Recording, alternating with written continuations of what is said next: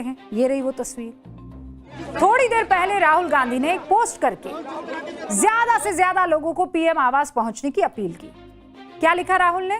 लिखा कि पीएम मोदी को लगता है कि वो बगैर जवाब दिए, बिना किसी नतीजे का सामना किए बच निकलेंगे। वो ऐसा नहीं कर पाएंगे, इस बार बिल्कुल नहीं कर पाएंगे। मैं हर उस देशभक्त भारतीय से अपील करता हूं जो मानता है कि हमारे छात्रों को न्याय मिलना चाहिए। पीएम आवास के सामने धरने में हमारे साथ शामिल हो जाइए। ये बात उन्होंने कही और उसके बाद पुलिस वहां से उनको डिटेन करके ले गई। अब इन बातों को आप कैसे समझें और क्या मतलब इसका समझा जाए? कल 20 जुलाई को जो भीड़ संसद तक पहुंच गई थी, उस भीड़ को आज राहुल गांधी पीएम आवास का रास्ता दिखा रहे हैं। केंद्रीय मंत्री जितेंद्र सिंह ने क्या कहा, एक बार सुन लीजिए। तो इन नेताओं की वरिष्ठता को देखते हुए सरकार की ओर से ये फैसला हुआ कि मैं स्वयं और मेरे संग केंद्रीय गृह सचिव वरिष्ठ नेताओं से मिले और हम ये सोच करके गए थे हम बड़ी विनम्रता से अपनी बात रखेंगे, तर्क रखेंगे कि सरकार से अगर चर्चा कर ली जाए बैठ करके तो ज़्यादा बेहतर है। बहरहाल वहाँ पहुँचने पर हमें श्री राहुल गांधी जी ने ये आग्रह किया कि यदि सरकार संसद में चर्चा के लिए तैयार हो जाती है नीट और उसके साथ संबंधित शिक्षा संबंधित विषयों को लेकर के, तो वो तुरंत अपना धरना समाप्त कर देंगे। लेकिन उन्होंने ऐसा किया नहीं और पुलिस ने उन्हें डिटेन कर दिया। प्रधानमंत्री आवास के बाहर राहुल गांधी के साथ अखिलेश यादव भी धरने पर बैठे थे, उन्हें भी हिरासत में ले लिया। पुलिसकर्मी से पूछा कहां ले जा रहे हो, तो सुनिए पुलिस वालों ने उन्हें क्या जवाब दिया। कहां ले जा रहे हो पुलिस भाई? पता नहीं हो तो सर बताइए। जहाँ कोई आता जाता नहीं। कहां ले जा रहे हो पुलिस भाई? कहां ले जा रहे हो पुलिस भाई? तो उनका पता नहीं सर, अभी वो बताएंगे। फिर कहा कहां ले जा रहे हो पुलिस भाई? तो कहा सर वहां जहां कोई आता जाता नहीं। कुल मिलाकर अब मुद्दा सिर्फ शिक्षा मंत्री धर्मेंद्र प्रधान के इस्तीफे का नहीं रह गया है। छात्रों पर हुए लाठीचार्ज पर कांग्रेस गृह मंत्री से संसद में जवाब चाह रही है। लेकिन आप देखिए कि पिछले 24 घंटे में राहुल गांधी का स्टैंड 360 डिग्री पलट गया है, चेंज हुआ है। यकीन मानिए, छात्रों के प्रदर्शन पर नो कमेंट कहने वाले राहुल गांधी पीएम आवास पर अब उनका इस्तीफा मांगते हुए पहुंच गए। क्या ये राजनीति का अवसरवाद नहीं? आज से 79 दिन पहले यानी 3 मई को जब नीट का पेपर लीक हुआ था, तब राहुल गांधी को सड़क पर उतरने में 45 दिन लग गए थे। 17 जून को वो कोटा पहुंचे। उन्होंने छात्रों की गूंज कार्यक्रम शुरू किया। 18 जून को वो छात्रों की गूंज कार्यक्रम को आगे ले जाते हुए एक खास वेबसाइट लॉन्च कर लेते हैं जिस पर डिजिटल हस्ताक्षर अभियान लॉन्च होता है। 30 जून को कांग्रेस धर्मेंद्र प्रधान के इस्तीफे की मांग को लेकर 40 दिन का प्रोटेस्ट प्रोग्राम लॉन्च करती है। 17 जुलाई को राहुल देहरादून में छात्रों की गूंज का दूसरा प्रोग्राम अटेंड करते हैं। तो क्या हुआ था ये 30 जून के बाद? अब आप देखिए 17 जुलाई, 30 जून के बाद 17 जुलाई। अब इस बीच क्या हुआ? इस बीच सीजेपी का आंदोलन और तगड़ा हो गया। तो राहुल गांधी को और उनकी टीम को लगा कि भैया सारा काम तो कर रहे थे हम, आकर ले जा रहा है कोई और। लेकिन लाठी डंडा खाया किसने, ये भी आप याद रखिए। आज लोकसभा स्पीकर ओम बिरला से मिलकर राहुल गांधी जब निकले तो साफ कर दिया कि विपक्ष की स्ट्रैटेजी क्या है। प्रधानमंत्री, गृह मंत्री, शिक्षा मंत्री, तीनों का इस्तीफा उन्होंने मांगा। स्पीकर के पास गए हम एंड हमने कहा कि देखिए हम स्टूडेंट इशू पे डिस्कस करना चाहते हैं और स्पीकर ने हमें कहा कि डिस्कशन के लिए उन्हें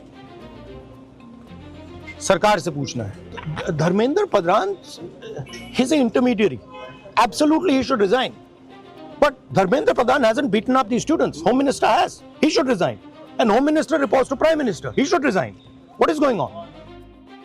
अब पेपर लीक और छात्रों की पिटाई के मुद्दे पर विपक्ष बेहिसाब बिखरा हुआ है, यह भी आप समझ लीजिए। राहुल गांधी संसद से सड़क तक अपनी पार्टी के दम पर सरकार को घेरने में लगे हुए, अपनी पार्टी के दम पर, मतलब अपने सांसदों के दम पर।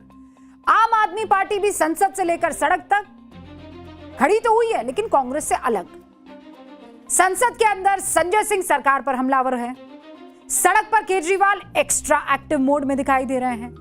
उधर शरद पवार की एनसीपी सीजेपी के साथ दिखाई दे रही हैं। ये देखिए आप, उनकी बेटी जो है सुबह से उनके साथ, और खुद शरद पवार गए उनसे मुलाकात करने के लिए सुप्रिया सूले के साथ जंतर मंतर पर। अभिजीत दीपके से मुलाकात की है। मतलब पेपर लीक मामले में जितना हल्ला हंगामा मचा हुआ है, राजनीतिक दलों में उसकी क्रेडिट को लेकर ज्यादा हल्ला हंगामा है। विपक्षी पार्टियां एक दूसरे के प्रयासों को अब शक की नजर से देख रही हैं। राहुल गांधी के पीएम आवास पहुंचने पर आम आदमी पार्टी सांसद संजय सिंह ये लिखते हैं कि सीजेपी के धरने को कमजोर करने के लिए मोदी ने राहुल गांधी को अपने आवास पर धरने के लिए बैठा दिया। समझे? मतलब मोदी ने राहुल गांधी को फोन किया, हाँ राहुल जी, वो ऐसा है कि आप मेरे घर के बाहर धरना देने आ जाइए। संजय जी की माने, संजय जी ने जो नहीं कहा वो दिल्ली के पूर्व मुख्यमंत्री आतिशी ने कह दिया।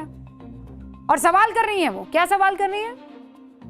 जो दिल्ली पुलिस सीजेपी को संसद की तरफ 100 मीटर भी नहीं बढ़ने दे रही थी, राहुल गांधी को पीएम आवास के ठीक बाहर तक पहुंचा देती है। क्या हमें इस बात का कोई और सबूत चाहिए कि कांग्रेस और बीजेपी एक ही है?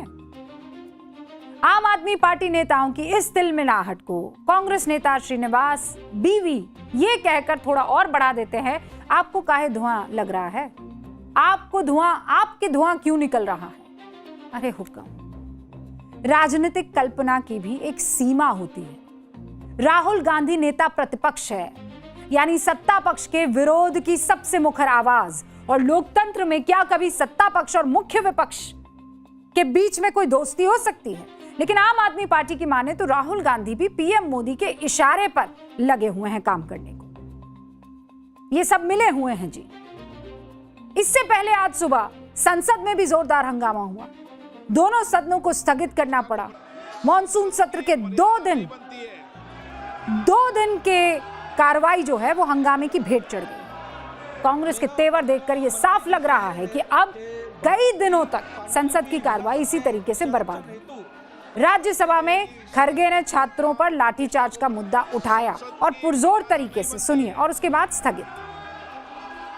पेपर लीक और नीट एग्जामिनेशन के बारे में जो आवाज उठा रहे हैं उनके ऊपर लाठीचार्ज किए, टीयर गैस किए। ये बात तो सच है। जिन बच्चों पर लाठीचार्ज हुआ वो बच्चे कौन थे? वो आपके और हमारे बच्चे थे। वो जो मासूम चेहरे आपको अलग अलग मीडिया प्लेटफॉर्म पर, चैनलों पर, यूट्यूब पर, फेसबुक पर, इंस्टा पर, ट्विटर पर दिखाई दे रहे हैं लाठी खाते हुए, वो बच्चे असल में कई ऐसे चेहरे हैं जिनकी बात सुनकर, इंस्टा की वो रीलें देखकर वहां पहुंचे थे कि अब क्रांति का वक्त आ गया है। और इसीलिए अब ये दूसरा पार्ट, और जेन ज़ी को ये पार्ट बहुत शिद्दत से देखना चाहिए। मैं कह रही हूं, किसी प्री कंसीव नोशन के साथ इसे मत देखिएगा, एकदम क्लीन दिमाग के साथ जो मैं कह रही हूं उसे सुनिएगा और समझिएगा। ये तस्वीरें उन बच्चों की हैं जो आंदोलनकारी हैं, आंदोलन जीवी नहीं है। इन्होंने, मुझे लगता है, जिंदगी में कभी इस तरीके से कोई आंदोलन अटेंड नहीं किया हो। ये तो सिर्फ हिसाब मांगने आए थे। हिसाब मांगने आए थे कि हमने पढ़ाई की है, हम क्यों भुगत रहे हैं। लेकिन इनको मिला क्या? हिसाब की जगह हिंसा। ये डटकर सवाल पूछने आए थे, लेकिन इनको मिला क्या उसके बदले? डर। अपने भविष्य के लिए आए थे, लेकिन इन्होंने कल देखा क्या? लाठी। वो जिन चेहरों के भरोसे पर यहां पहुंचे थे, जिस प्लेटफॉर्म को देखकर प्रदर्शन में हिस्सा लेने के लिए गए थे, उनसे क्या मिला? उनको क्या मिला? धोखा। एक बार के लिए सब कुछ साइड में रख लीजिए। मैं बिल्कुल क्लियर कट कह देना चाहती हूं, किसी भी आंदोलन से जुड़ने से पहले या किसी भी विचारधारा का पक्ष लेने से पहले ये समझ लीजिए, ये आपके और हमारे बच्चे, ये देश के बच्चे, इन बच्चों के साथ जिस तरीके का व्यवहार हुआ है वो इसके हकदार नहीं थे, कतई नहीं थे। इन मासूम बच्चों के साथ जो हुआ वो बहुत गलत हुआ। पुलिस को कोई दूसरा रास्ता निकालना चाहिए था। कोलैटरल डैमेज में सबसे ज्यादा डैमेज हमारे इन मासूम बच्चों का हुआ। वो शिक्षा व्यवस्था पर, पेपर लीक पर, अपने भविष्य को लेकर सवाल पूछने आए थे। और इस देश का संविधान यही कहता है कि सवाल पूछना अपराध नहीं है, सवाल पूछना अधिकार है। इस देश के संविधान ने गरिमा से जीने का अधिकार हमें दिया है, शिक्षा का अधिकार दिया है। कल भीड़ में अपने हितों को साधने के लिए जो चेहरे अब तक दिख रहे थे वो गायब दिख थे, और जो लाठी खा रहे थे वो हमारे बच्चे थे, और उनका कोई राजनीतिक उद्देश्य नहीं था, वो सिर्फ गुस्से में थे, वो अपनी बात रखने आए थे।